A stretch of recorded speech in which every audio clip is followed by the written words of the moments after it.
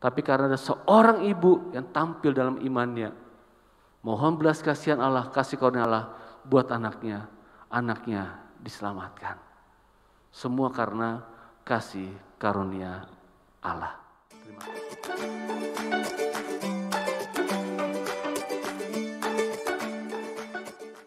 Saya mohon izin ingin bertanya Pak, apabila ada seseorang yang ingin keluar dari trauma masa lalu, mungkin karena ada kesalahan yang pernah dia lakukan, kira-kira apakah ada firman Tuhan yang bisa menolong Pak, atau ada tips dari Bapak yang mungkin bisa diberikan? Terima kasih. Baik, terima kasih, menarik. Kebetulan, mohon maaf, kebetulan saya juga sering melakukan hal ini. Baik orang-orang yang mengalami luka batin gitu ya, orang mengalami kepahitan, orang mengalami trauma-trauma di masa lalu, apalagi di masa pandemi, orang ada yang namanya sakit, saya lupa namanya apa, fobia apa gitu ya, kalau di istilah psikologinya, itu orang jadi takut sendiri, takut keluar, takut sendiri, keluar takut, di rumah takut, malam takut, siang takut, ketemu orang takut gitu ya. Takut, mengalami ketakutan banyak amat sangat gitu ya. Kemudian ketika dilayani ada beberapa hal yang dilakukan. Saya menggunakan akronim TAAT. T pertama adalah temukan akar masalahnya. Pasti di dunia psikologi pun mengajarkan yang lebih definitif ya dengan pendekatan akademis.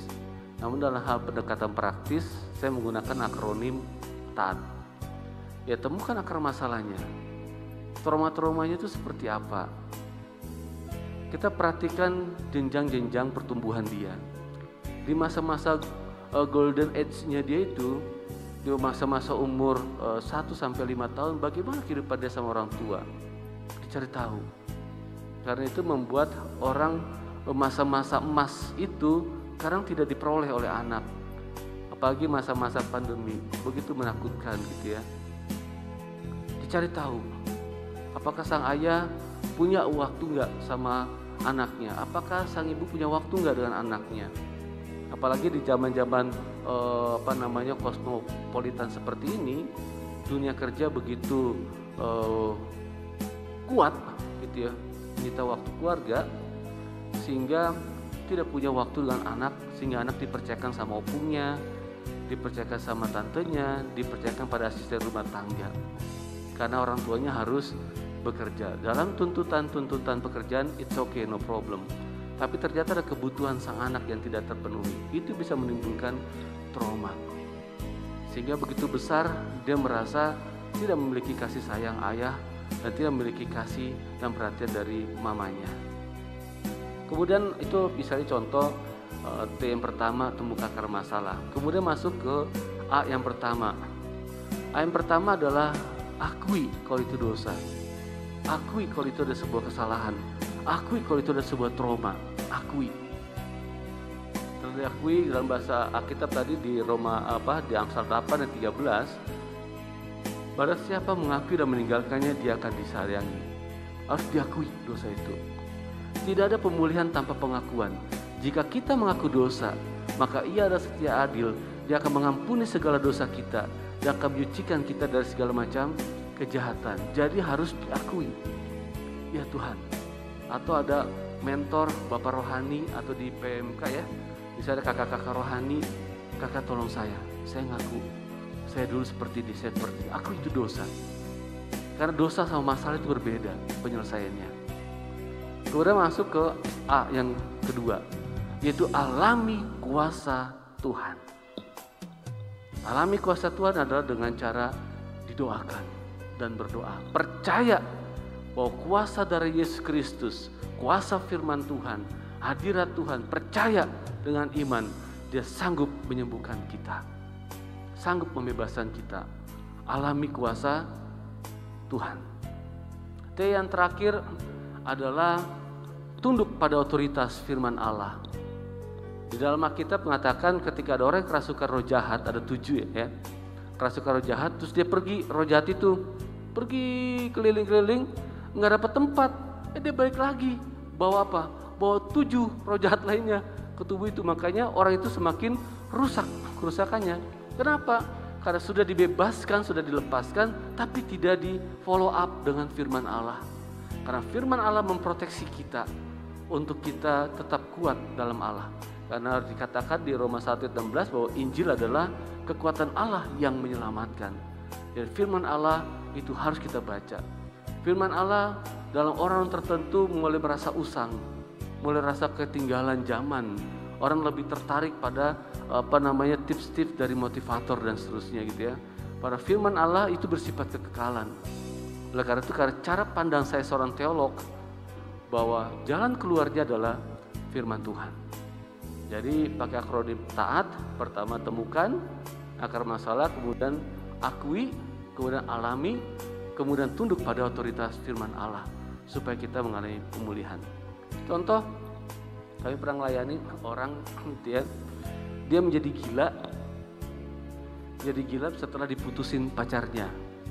Di sini sudah ada berpacaran, hati-hati jangan sampai mengalami hal itu ya. Jadi putus, dia jadi gila selama 8 tahun. Kemudian saya sama tim melayani beliau. Kita layani beliau, kita cari tahu ternyata dia punya trauma sama bapaknya. Trauma dengan bapaknya. Dia tidak mendapatkan kasih sayang dari sang bapak, sehingga dia mudah jatuh cinta, gonta-ganti pasangan karena dia ingin mendapatkan perhatian dari seorang pria. Ketika nggak dapat ganti, sampai dapat kebutuhan dia akan perhatian. Begitu dapat, orang itu meninggalkannya, dia stres. Kemudian kita layani, kenapa lambat sekali? Dalam perjalanan kami diberikan petunjuk bahwa layani bapaknya. Ketika kita layani bapaknya, selesai kita pertemukan dengan anaknya, terjadi pemulihan. Orang itu sudah bisa mengenali orang tuanya dan sudah bisa berpikir baik. Jadi cara melepaskan mengalami karena trauma-trauma itu bisa seperti itu. Saya pribadi pernah mengalami kepahitan sama ayah saya. Dengan ayah saya maaf, sudah marhum, dia seorang militer. Seorang militer itu tegas. Jadi Jenderal Samila itu saya mengingatkan bapak saya mohon maaf punya kebiasaan itu kalau kencing itu ditampung di ember karena malas ke kamar mandi. Jadi kalau anak-anaknya bikin salah, pagi-pagi disuruh cium ember itu, diungkep pakai handuk. Kayak begini saudara, pakai handuk. Rata-rata saya bersaudara ada 4 laki-laki, 1 perempuan. Jadi biasanya laki-laki yang ada di situ, gitu ya, termasuk saya. Terus kalau bapak saya marah itu suka dipukul, dipakai kopelnya, ditendang pakai sepatu larasnya yang ada baja, gitu ya. Di situ saya alami semuanya itu. Dan saya bertumbuh awalnya sih biasa-biasa saja, karena di Alkitab mencatat hormatilah ayahmu dan ibumu. Tapi begitu saya menikah, apa yang dilakukan bapak saya lakukan dalam bentuk yang berbeda. Saya kelihatan di luarnya seperti kelihatan cool, tenang, tapi dalam diri saya pada waktu itu penuh dengan kemarahan, penuh dengan kekerasan. Anak saya pertama itu mengalami, saya sempat salah dalam parenting di masa kecil anak saya pertama. Saya cukup mengganggu saya merasa berdosa, bersalah yang amat sangat, cukup panjang perasaan-perasaan itu. Saya pernah anak saya pertama, saya lagi kesalnya, saya angkat dia, maksud saya untuk ngancam dia, nakut-nakuti, kalau kakak nggak mau diam, kalau masih nakal papa akan lempar kamu ke balik tangga ini, balik pagar ini. Tiba-tiba pagarnya itu karena saya sandari, dari rapuh, patah, anak saya jatuh, saya tiban dia. Seperti itu. Dan anak saya pertama itu sangat tidak mau. Saya pegang begini tidak mau, saya rangkul begini tidak mau, saya bikinkan susu tidak mau. Kemudian saya ikut seminar pria gitu ya, saya dapatkan materi tentang hati bapak, di situ saya hancur. Pulang saya minta maaf kepada anak saya, dan saya juga minta maaf kepada istri saya karena saya melukai anak kandungnya. Saya minta ampun, minta maaf, bikin pemulihan di antara kami. Setelah pemulihan terus berlanjut, namun juga belum dapat juga saya belum dapatkan hati anak saya yang pertama. Kemudian saya ingat firman Tuhan di Maleakhi 4 ayat 5-6. Aku akan mengutus Elia kepadamu, supaya hati bapak-bapak kembali kepada anak, dan hati anak akan kembali kepada bapaknya. Saya ingat ayat itu. Yang saya lakukan adalah tiap malam saya tumpang tangan buat anak saya yang pertama itu, berkati. Kemudian dari kamar saya berkati. Sebelum tidur saya peluk dia, walaupun waktu saya peluk nggak rasa apa-apa gitu ya. Tiap hari itu dilakukan, tiap hari dilakukan.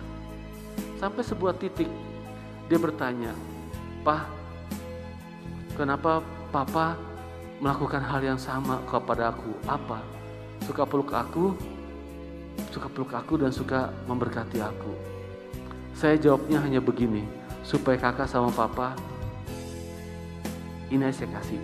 Karena saya nggak bisa jelaskan banyak hal, ini saya kasih. Suatu ketika kami pergi, waktu itu saya tinggal di BSD, Bumi Serpong Damai, Tangerang Selatan. Saya 10 tahun pelayanan di sana. Di Sarijadi saya sudah masuk tahun ke-5 di sini. Waktu di BSD sana, kami pergi naik motor. Saya, istri saya sama anak saya yang pertama, sama yang kedua. Kami naik motor ke daerah Parung, kalau ada pernah tahu daerah situ. Pergi ke Parung karena anak saya sama istri saya harus melanjutkan ke Depok.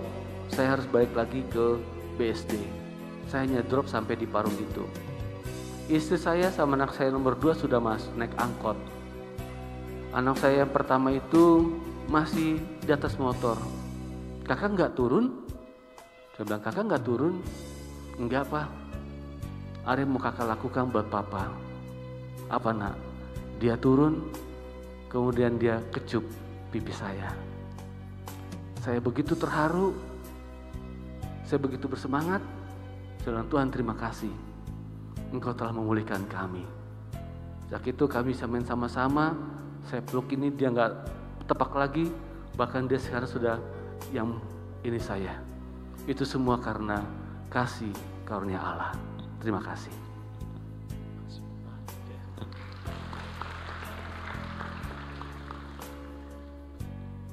Terima kasih untuk kesaksiannya Pak ya, boleh memerdekakan kami semua pada pagi hari ini. Keterbukaan boleh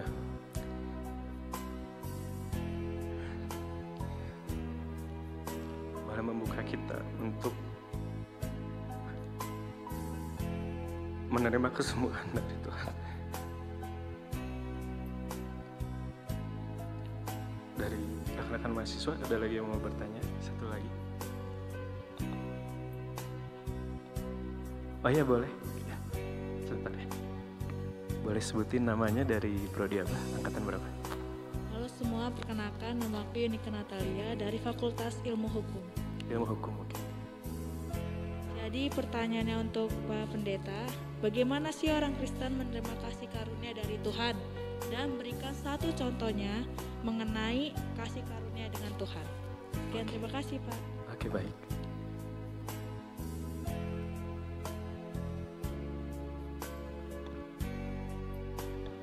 Pertanyaannya, bagaimana seseorang bisa menerima kasih karunia Tuhan, dan mungkin contoh konkretnya Pak? Ya, tadi dalam khotbah saya sampaikan, saya kutip Roma 10 ayat 9-10, bisa kita baca ya. "Sebab jika kau mengaku dengan mulutmu bahwa Yesus adalah Tuhan dan percaya dalam hatimu bahwa Allah telah membangkitkan Dia dari antara orang mati, maka kamu akan diselamatkan. Karena dengan hati orang percaya dan dibenarkan, dan dengan mulut orang mengaku dan diselamatkan." Ya, untuk mengalami kasih karunia Allah adalah menerima dan mengaku Yesus Kristus sebagai Tuhan dan Juru Selamat. Itu yang pertama. Yang kedua, dalam teologi Protestan mengajarkan bahwa kasih karunia Allah itu mendahului keadilan Allah. Contoh bangsa Israel yang mengalami dibuang ke pembuangan di Babel, itu bukan hanya karena semata-mata Allah murka, tapi tadi katakan di Titus 2:12, kasih karunia Allah mendidik supaya bangsa Israel menyadari dosa dan kesalahannya, kemudian bertobat dan berpaling kembali kepada Allah. Jadi untuk mengalami kasih karunia Allah yang menyelamatkan itu, orang harus bersedia dididik. Jadi seperti orang tua terhadap anaknya. Anaknya itu terikat dengan gadget misalnya, dengan gawai atau dengan ponsel, sehingga sering main games dan seterusnya sampai larut malam dan tingkat kecanduan dan seterusnya. Kemudian orang tua mengingatkan, untuk orang tua mendoakan, tapi dia nggak berubah. Berarti dia tidak melihat didikan itu sebagai alat perhatian kasih sayang kepada sang anak. Berarti dia gagal memahami kasih karunia Allah. Contoh yang nyata, ada sebuah keluarga di Amerika, itu anaknya kuliahan juga. Anaknya itu punya kebiasaan, dia senang main lagu-lagu happy metal gitu ya. Dia pakaiannya dia tuh yang rambut pada wanita, tapi dia rambutnya yang berdiri itu ya, tahu ya, berdiri pakai anting, anak punk ya, anak punk rock dan seterusnya. Orang tuanya ini sudah bawa ke psikolog, psikiater, sudah bawa ke berbagai tempat, tapi anak ini semakin parah. Kemudian dia cari tahu lagi ke kamarnya. Ternyata di kamarnya ada sebuah tempat. Ternyata anaknya itu salah satu pemuja gereja setan. Saya punya bukunya, ya, buku testimoni orang ini. Saya baca dari buku itu tentang hal ini. Begitu kaget sang ibu, akhirnya panggil hamba Tuhan. Dia panggil hamba Tuhan untuk mendoakan ruangan itu. Nggak mendoakan, anaknya sedang kuliah. Setelah didoakan, itu dibuang, tempat pemujaan itu dibuang.